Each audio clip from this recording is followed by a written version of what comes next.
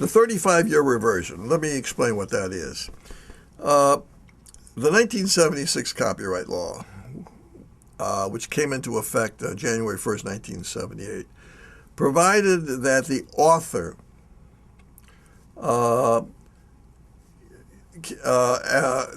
pursuant to an assignment of their copyright, could recapture that copyright 35 years later. So 35 years from 1978 is 2013 coming up. Now, there's no definition of author. Okay. And there are 9 categories in the Copyright Act in which this can occur. One of them, 9 categories, I'm sorry, that cannot occur, and those are called work for hire. So if I have been engaged by a company under a work for hire arrangement, I cannot get recapture because it's not an assignment of copyright. The copyright is owned from the beginning by the employer. There are 2 categories, 2 essential categories, and then we divide the second category by 9. First category is I'm an employee. By that I mean a real employee. They take out taxes. I have workman's comp. The full definition if you're working for a company. Anything.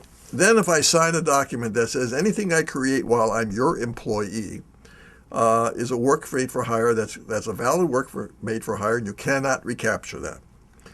The second category, which is more elusive, is where I have assigned my copyright to somebody pursuant to an agreement. And if it's one of 9 categories, then it can be a work for hire. Example, audio-visual work, a motion picture as an example. Motion picture is a work made for hire. When a motion picture company employs somebody, the musicians, the actors, the director, the writer, the singers, or whoever else may be employed they are signed to a work made for hire, which means no individual who worked on that motion picture can recapture it 35 years later or at any time unless there's a contractual reason. There are 9 categories. Audiovisual is one of them. Compilations is another. Contributions to collectible works is another. Tests are another. Answers to tests another. But there's no category called sound recordings. So it is the position of many of us, myself included, that the sound recording is subject to being recaptured because it is not defined as one of the 9 categories that can be assigned as a work made for hire, and therefore the author has a right to recapture that 35 years later. Now we get into the real issue. Who's the author? Is it the featured artist? Is it the feature artist and the producer?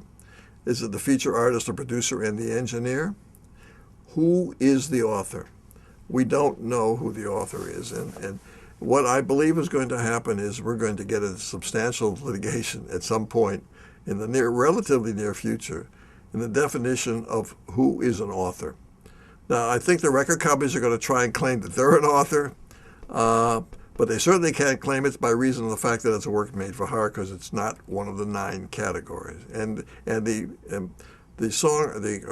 artists who work for record companies in doing a recording contract, that is not an employer situation. So it'll be an interesting battle. My belief is that ultimately the featured artist and possibly the producer along with the feature may be the authors entitled to recapture. But you and I are also aware of many records that are done by producers without artists or virtually without artists. That artists are brought in as another instrument and put on that record.